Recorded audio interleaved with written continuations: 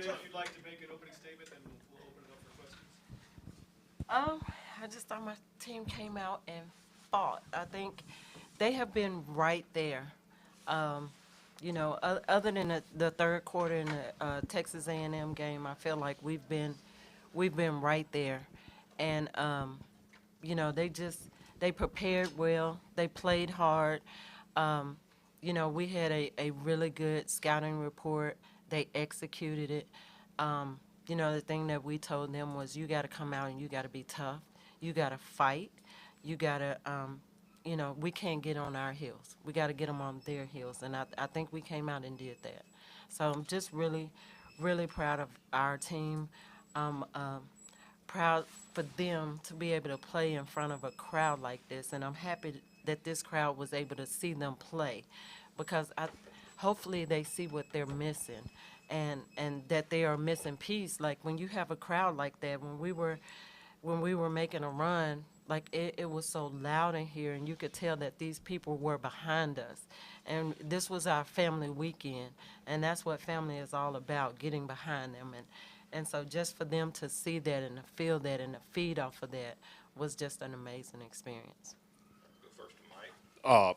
Coach, congratulations on the win. Thank you. So many times in games like this, it comes down to that one coaching decision. You sent, honestly, Scott Grayson to the bench in the fourth quarter for a little bit of rest. Can you walk us through your thinking there and how you were managing that last moment? I just needed her to have legs down the stretch. Her and Mingo, they played so hard, but they're the two that can create their shot.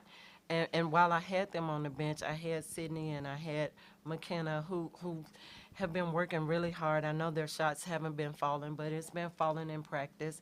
And we've been trying to give them some confidence, but they've been staying after it. So I had them in there, and we were just kind of running offense and trying to run the shot clock down and then attack and get something off the bounce or make an extra pass for 3, which we got there while Honesty and Mingo was on the bench. And so I think our kids just executed the game plan. Just the starters and the bench. But that was the thought about putting them on the bench late there and then bringing them off for the last, few minutes so that they were pretty fresh. Back, Justin. Coach, you guys are up by 2. They clear out, go ISO with Angel Reese, and then you come up with the steal. Jemiah comes up with the steal late. Just walk me through that play and just the defensive effort there to get to So get we that guarded that play all week, and we knew Savannah Carter had to scout, and she told us every action Angel make, and so we knew the way she caught the ball and what she was gonna do. We knew that she was gonna drive it in that situation. So Mingo helped in. Once she put it down, we knew she was going. She was going to score. She wasn't gonna pass it. So Mingo helped in and got the steal. Like I said, they were prepared for that. We worked on it all week, or the last 3 days. What does that play mean for Jemiah? I mean, what can that do for her? What do you think that means for her? Jemiah is tough. That kid is tough. She came here because she is a defensive-minded player. Now, she has worked on her offense. She's made herself into a player who can create her shot or who can create for others. But she's all about toughness. So there was no denying her there. She knew she timed it just right. It's really close because it could have been a reach-in foul, but it wasn't. She timed it just right to where she didn't touch her. She grabbed the ball. So, that just goes to toughness. Coach, can you just talk more about just the fan support y'all had today? It was amazing, like I said, to have that here for our team. And we've been in ball games. We've been in close ball games. This team has been getting better and better. We've had a couple of really bad quarters, but a crowd like this help you put all of that together. And we fed off their energy. I think the crowd fed off of us, but we absolutely fed off their energy. And so it hopefully it gives them some excitement and let them know that, hey, we have a really good women's basketball team here in the making. Like, we still have a ways to go, but we're making progress. So come and support. Come out and support this team because they deserve it. They work really, really hard. Caleb? Coach, second quarter was not the best quarter for you guys, trailing 3 at halftime against LSU. A lot of times that's a game that can get away. What was your message at halftime to your team, and how did you guys pull it out? You know, we wanted to come back out just like in the first quarter and get them on their heels. We wanted to come back out and get a stop the first possession. We wanted to come out and score and then get a stop. And we just kind of broke it down there, just right there, instead of just, you know, come out, we have to do this, that, or the other. We have to score, we have to get a stop and get the ball back. And we just kind of broke it down, and they executed. This team was really focused, and they just executed the game plan. We've been planning for 3 days, and like I said, it wasn't anything magical. It was just, this is what we're gonna do. You have to get it done. Everybody have to do their job. We have to have 5 people going to rebound. You have to box out. My 5s may not get a lot of rebounds. They're gonna be boxing out. You guards gotta go get it. They executed the game plan. Johnny, you're kind of a soft-spoken person, so for you to grab that microphone after the game, you know, what overcame you to, and how do you know, was that spur of the moment, and how do you just go over there and tell them you want the microphone? I have a soft voice because my mom had a soft voice and my dad had an even softer voice. So I was blessed with a soft voice, but I don't know. Sometimes it just comes. It just, you know, I just felt it. You know, my players say, yeah, your voice is soft until you get mad, or I guess until you get really, really happy. I was excited. I was excited for this crowd. I was excited for this basketball team. And you really felt the need to tell them Yes. come back. Absolutely.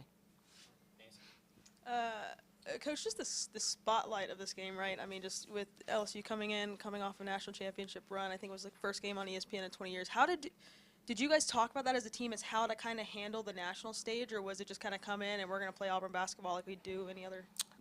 Both. We talked about both. We knew it was a national, you know, we knew how big it was. Our players knew that, you know, that it was going to be a big crowd. You know, we wasn't sure how much of this crowd was coming to see us or how much was coming to see LSU.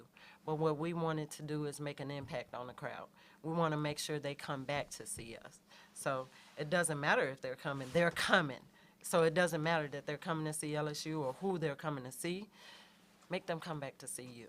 And so that was our message to them. Coach, when Tennessee came to town, you guys faced a player in the mold of Angel Reese and Rakia Jackson. Obviously, it's hard to stop players like this, but it seemed like you limited everybody around her. Can you talk about the game plan that you talked to your team about, you know, playing a player like Angel Reese and trying to contain? Haley Van Lith went 1 for 9. I mean, you guys did a good job just keeping off the I scoreboard. thought our point guards, and then Honesty had a little bit of her. I thought we just pressured the guards a lot. And when we watched film, they haven't faced a lot of pressure the way we put on people. And we didn't feel like they would handle it. You know, we tried to put them in situations to where we saw that they didn't handle it well. And so that's that was our game plan, and that's what we did. We started out trying to push Angel off, but she was walking around our bigs and still scoring, getting M1s. So in the fourth quarter, I put Taylor back in at the 5, and we fronted her. So we pressured the ball, and we fronted her, and so we wanted them to throw it over us, but they had to do it with pressure, and they threw several out of bounds. They, we got our hands on some because Taylor is not that tall, but she has really good leaping ability. And she's tough as nail. And then Celia got her hands on a couple of them. So we just kind of changed that in the fourth quarter because we knew they were going to try to go to her. So we wanted to give them a different look. You got to figure out a different way to get it to her. All year, you guys have done a great job turning other teams over, but tonight you turned the ball over 17 times. What did you see from your team in that aspect of the game, and what are you going to talk to them about going into your next game? You know, we told them we have to take care of the ball. I think there was a spurt there where we were running and we got a little bit out of control. I think we had a couple of people that were tired when we got those turnovers. So it was just, it's probably me needing to try to manage that a little bit better when they get tired, instead of letting them go in and turn that ball over. We have worked really hard on taking care of the ball. That was one of our keys to win the game. But what we also wanted to do is to get more possessions. And I think we ended up getting, well, we got 4 more possessions, but we wanted to get more possessions than they did. And we wanted to pick our spots when we're running. And so I think, Mingo and Marshawn bring a different look. So Mingo is more controlled. Marshawn, she's looking to push it, and sometimes that's a turnover, but it's also wearing people out. And so during that time when we were running, and even though we had some turnovers, I think we were making them tired. So toward the end of the game, their shots were short. Anything else for Coach? War Eagle, thank y'all for being here. Thank you. Is there a reason you guys are all wearing jeans? We had our family shirt on. Okay. I'm wet, but it was just it matched. It matched. It's my staff. They are the fashion overs. I just wear what they tell me. I'm gonna try to get players in here, y'all.